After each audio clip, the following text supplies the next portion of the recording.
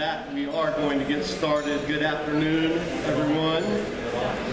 Hope you're enjoying this gradual shift to the nice, cool, godly fall weather that we're entering into. We're picking up in Exodus 24. So if you have your Bible, turn there. Exodus 19, Israel came to Mount Sinai. Exodus 20, Israel received the 10 words, 10 commandments. Then Exodus 21 through 23, Israel received the law that expanded on those 10 words. So they received the commandments and then they received the laws. Now, at the end of Exodus 23, then God gave them the final promise of what He would do for them as their God. That He would give them the land, that He would go before them, that He would drive out their enemies, that He would do all of the things that a sovereign king would pledge to do to a vassal state. And that's what Israel is. Israel is the vassal. God is the king. In ancient Near East, that term was the suzerain. And so theologians will call this a suzerainty treaty, because throughout the second millennium BC, there were these treaties that would be entered into. A king, a warlord, a deliverer, someone powerful would come. He would rescue a lesser nation or a lesser state. He would defeat their enemies. He would bring them out of captivity. He would drive out their foes. He would build them infrastructure. He would do all of these things.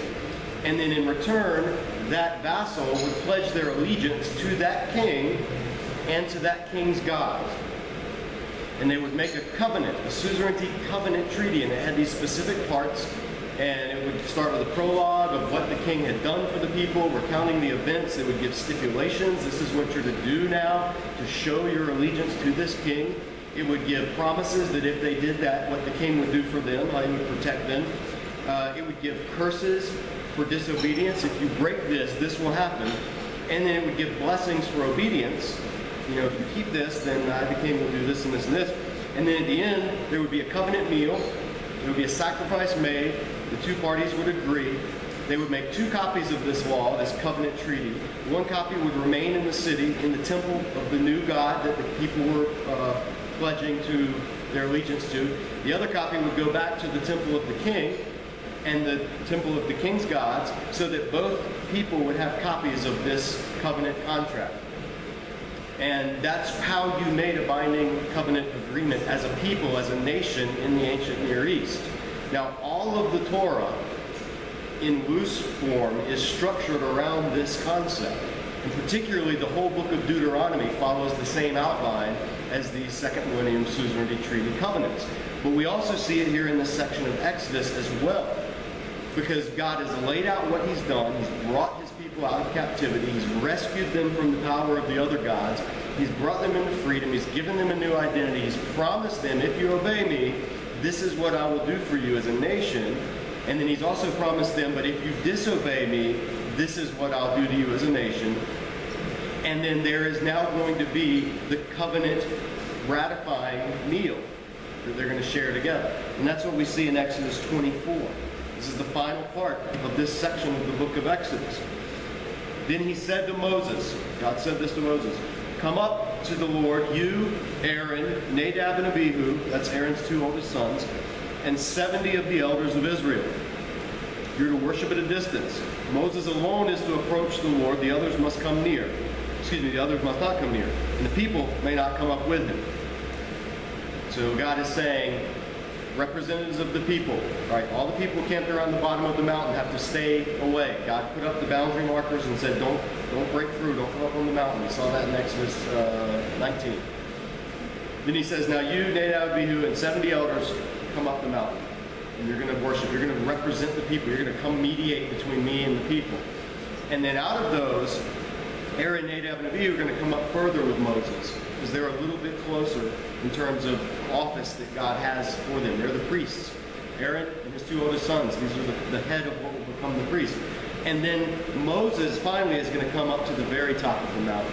So God's instilling these levels of sanctification even among the people of Israel on this mountain. They're entering into the presence of God at this point. Now, when God gives them the directions for what's going to become the tabernacle, the whole structure of the tabernacle is going to reflect this series of sanctifying levels on a horizontal scale, but it's going to be built in a way that reflects the vertical holiness of God, and we'll see that in coming weeks. But they're to come up and they're to worship. The people stay at a distance. Verse 3. When Moses went and told the people all the Lord's words and laws, 10 Commandments, Book of the Covenant, words and laws, they responded with one voice, "Everything the Lord has said, we will do."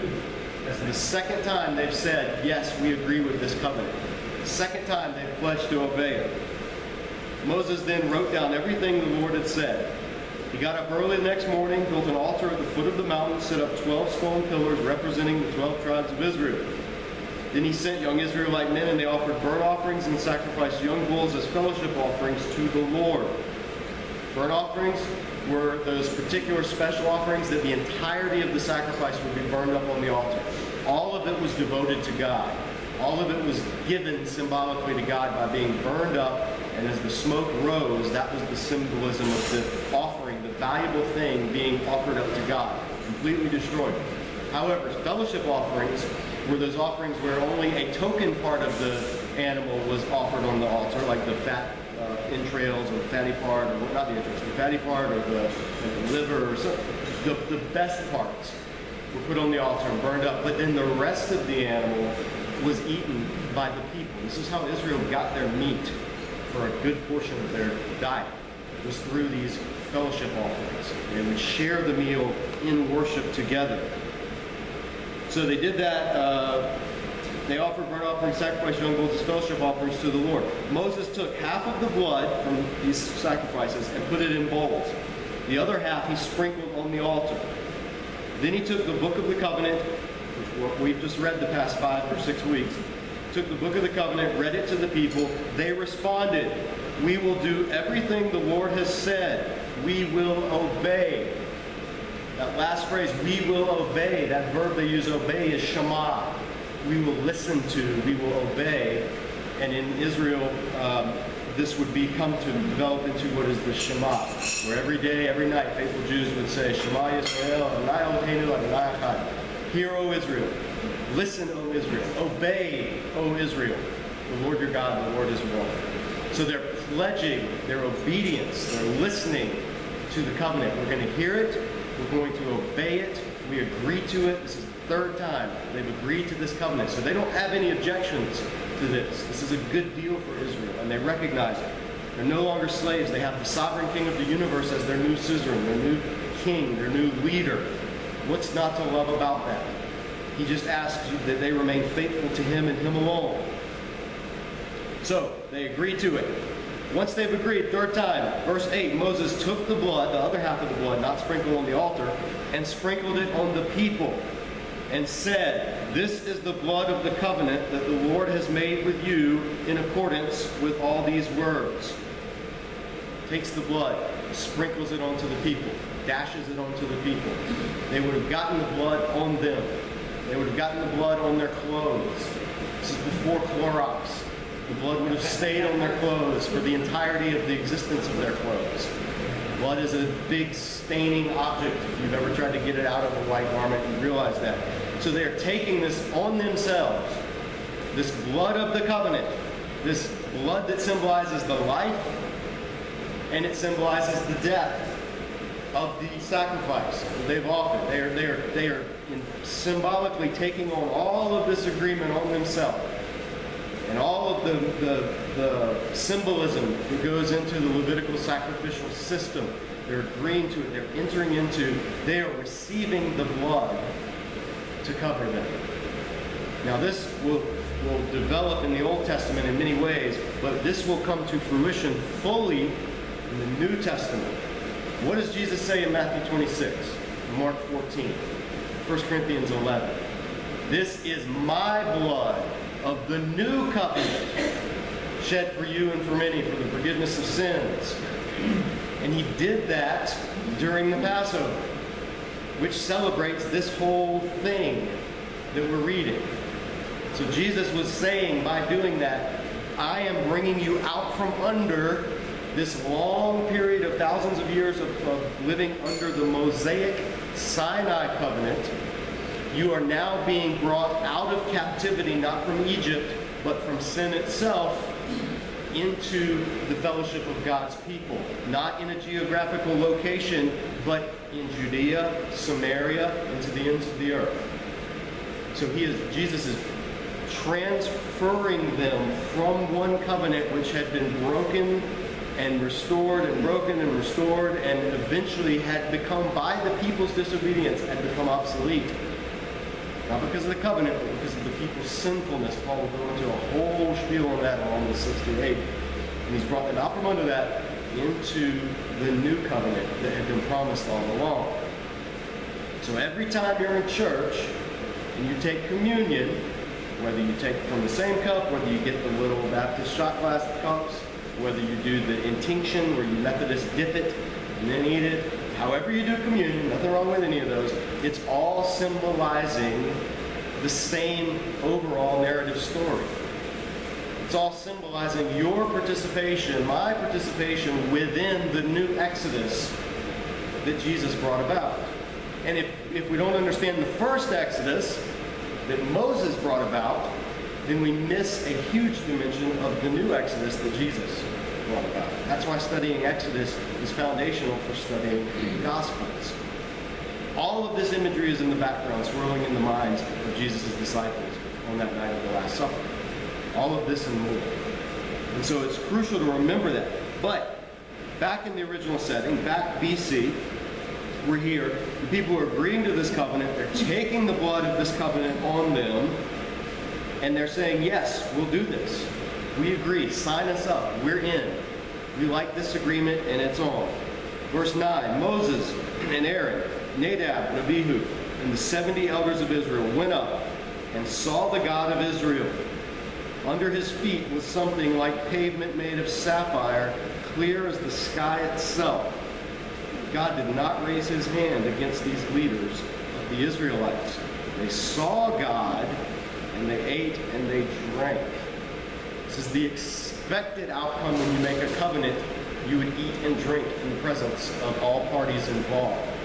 Except now it's not an earthly king that they're making this covenant with, so they don't go to a banquet hall. They actually go up into the presence of God, the glory of God, this thunderous cloud of fire that's filled this mountain, and they see, and it just says they saw God. Now the Septuagint and Aramaic translations that go way back, they try to soften this because they were like, wait a minute, nobody can see God and live. The Bible says that. And they say, so some of them say they saw the likeness of God, or they saw the form of God, or they saw the glory of God. But the Hebrew text doesn't say that. It just says they saw God. And it doesn't give any description except for under his feet was something like this. It was like they're looking up into the sky and they can just make out. They know they're seeing God. They don't know what else to describe beyond that. All the other prophets that had visions of God would kind of be in the same boat. How do we describe the indescribable? And so the only thing they can think of to describe is under his feet, where it was standing, hovering, floating, whatever. Under his feet was like this pavement. It is like a pavement. It was like a something. He was standing on this firmament. He was different. He was separated from us. Even in that cloud, there was a separation between them and God. Because his holiness is truly unapproachable, and the only exceptions are the ones he makes in Scripture. There are few times where God does allow himself to be seen by humans, by sinful humanity. It's always after, at a monumental event in the history of God's people, or after there's been purification, or after there's been consecration, or something like that. And God will allow glimpses of himself. And there's no description, it doesn't tell you what size shoe he wore.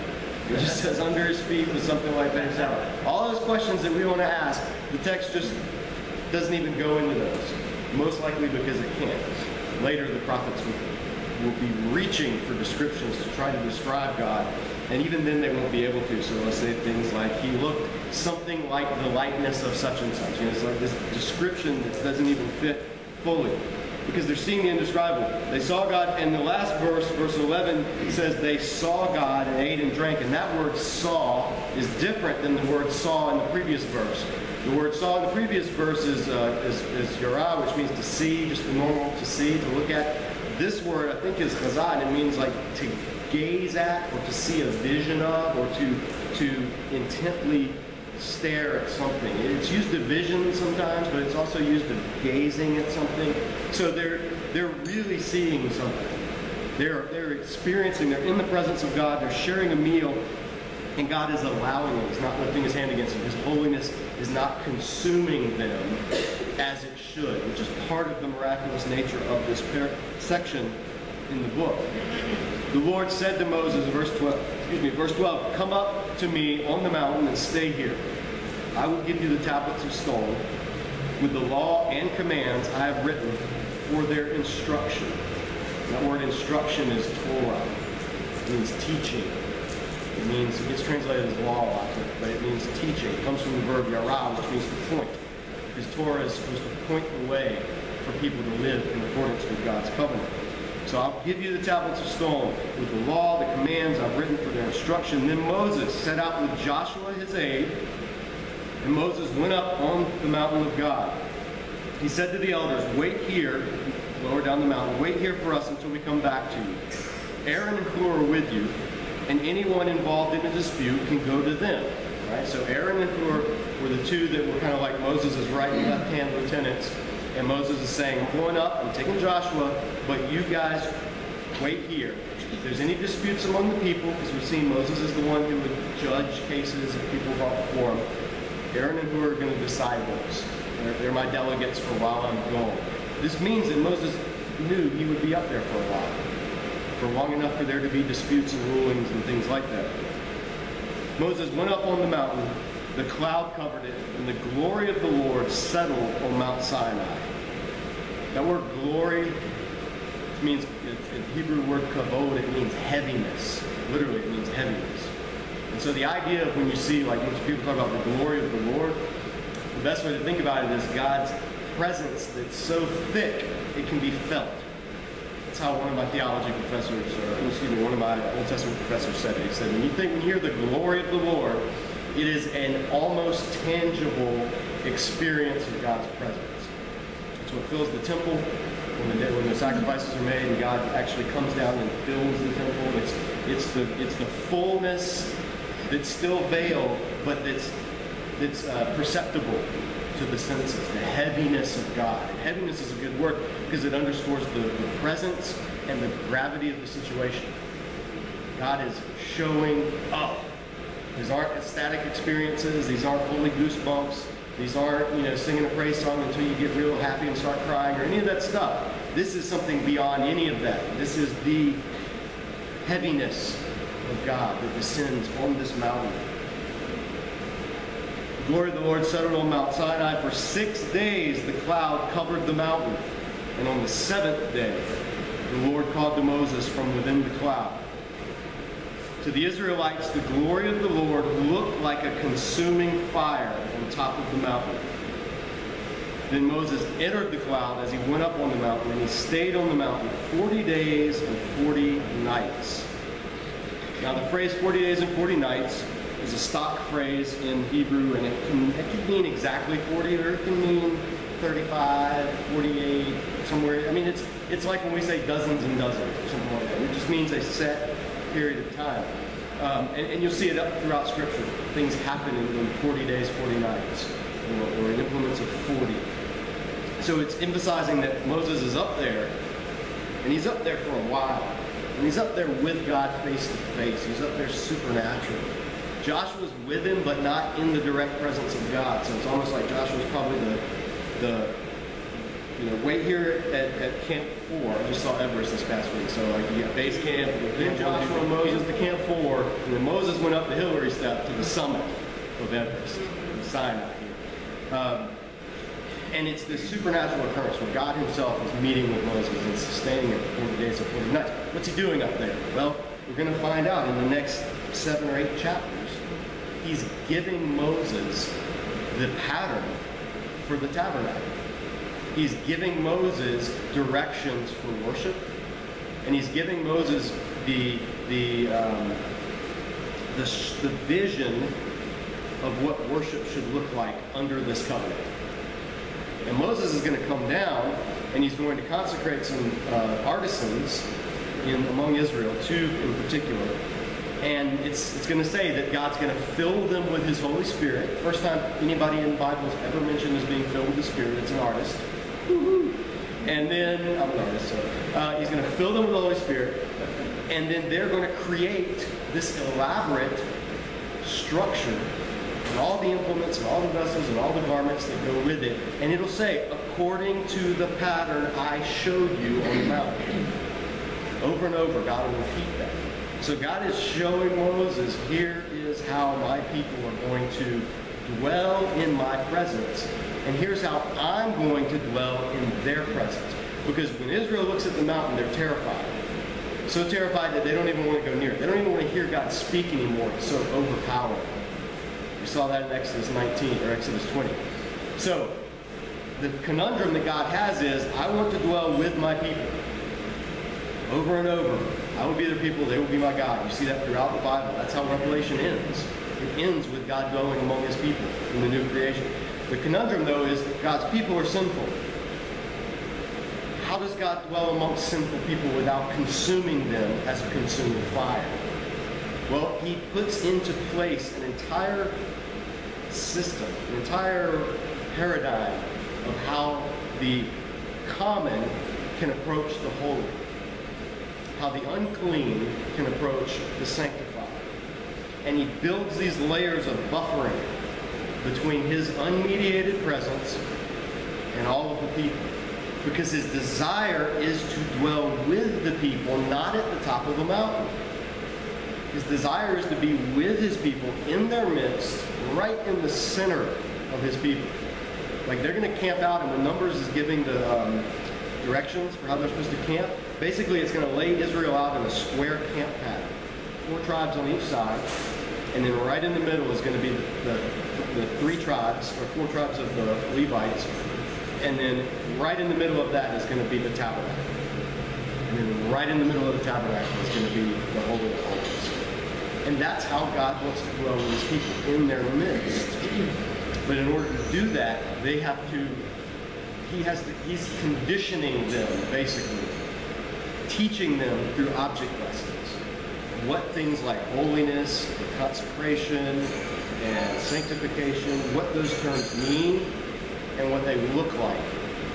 Not just in everyday life. He's already given them the laws that are going to do that. Here's how you're going to live among each other. Now he's going to give them the actual directions. Here's how you're going to relate to me through this system that I have set up that will be a millennia-long object lesson. It's like the first, if you go to a church that has children's time, I'm going to go to a church that has children's time where the pastor calls the kids a lost art in these days, but in typical churches that most of us grew up in, the pastor will have a children's sermon. And that means he'll get down out of the pulpit and sit down on the front steps and invite all the children in the church. They'll come, they'll sit around him, and he'll give a little mini sermon. Usually using some kind of little toy or a drawing or a picture or something that the kids can relate to just teach them one thing. Most of the pastors are doing that, kind of for the kids, but mostly for their parents. They're listening. They're explaining it in kid language for the parents listening. But they'll give them a little object lesson. And then that will stick in the kids' minds. You know, these are like 3-year-olds and 4-year-olds. And then the preacher will usually give them a piece of candy or something to make it worth it. And then they go back to their seats. But that's kind of what God's doing. This is like the first children's sermon. But he's doing it at a national level. He's going to give them this little model of the tabernacle. They're going to build it. They're going to actually live within it, functioning, celebrating, engaging with God. And it's going to go on like that for centuries. And then at the right time, when God chooses at just the right moment, when everything, and we can't even get into it now, but when all of these factors all fall into place and it all comes to a head, then God is going to step into the midst of those people as one of them, a carpenter's son, and he's going to then bring that entire history to its fulfillment. and then launch it off into something even greater, which is what we're part of today. So that's how the layers that we have to read this passage through as we're looking back on it. But this is kind of like the happy ending to the Exodus so far. They've come out of Egypt, out of slavery. They are now a people. They've got laws. They've got guaranteed protection from the mightiest king of them all, which is God. They're about to get a whole way of worshiping Him, of living among Him. And they're right there at the base of Mount Sinai, camped there. They'll be there for a year. They don't leave Mount Sinai until halfway through the book of Numbers. So all of Exodus, all of Leviticus, and the first half of Numbers, they are camped around Mount Sinai. We're at the destination for right now. And it seems like the happy ending. But what's going to happen in Exodus 32 is going to be a seeming disaster. They're going to completely throw it all away. And it's going to look like God is going to do to them what He did to Egypt. God's actually even going to threaten to do to them what He did to Egypt. And it's going to be the mediation of Moses that averts that punishment on behalf of all of the people. So it looks like a happy ending. It looks like everything's on track, and so far so good. But we're going to see it's going to immediately take a turn for the worst. But before we get to that, the next couple of weeks, we're going to look at this thing that God's showing Moses these 40 days. What's this structure? What's the tabernacle? That's those words we don't even use anymore. What does it mean? In Hebrew, mishkan, it means dwelling. It means tent. It's where you dwell. It's where you live. Temporarily. Mobile dwelling. God's going to show him that. He's going to give him, it's going to be super detailed. This is going to be the parts of the Bible where, again, you read this in a small group and you just get bored and skip over it. So we're going to try to zoom through it, not stopping with every detail. We won't say, what does every little brass implement symbolize? What does every, it's this many cubits wide. What does that mean? Theologians did that throughout the history of the church, and you can come up with all kinds of fanciful ideas. What we're going to do is get the big picture of it, the structure, what it symbolizes, what its purpose is, what it would have meant to the Israelites. Then we can draw out from that the eternal principles that it is communicating through its temporal reality. And then at the end of that, then we'll see the disaster, and then we'll see the grace that comes right after the disaster, and then the reaffirmation of the covenant. And then we'll be close to the end of Exodus. So we're nearing the home stretch, but we've got some big chunks of material to get through. But the action is going to pause for like the next 5 weeks or so, 4 or 5 weeks. The action is going to pause as we are brought into this thing, this tabernacle, this structure, this priests, and consecration, and all of that kind of stuff. But remember, all of this is laying the foundation for every term that the New Testament uses. When you can't read the book of Hebrews and understand it if you don't have a working knowledge of what we're reading right now. You just can't. You'll come up with all kinds of stuff that the text doesn't mean if you don't do what we're doing now, which is go through the thing that Hebrews in the New Testament is writing about, which is this sacrificial system, this structure, this pattern. But we're out of time now. So have a great week. Come back next week. Bring a friend. We got seconds on salad, but you guys killed the soup. So bad news. Have an awesome week.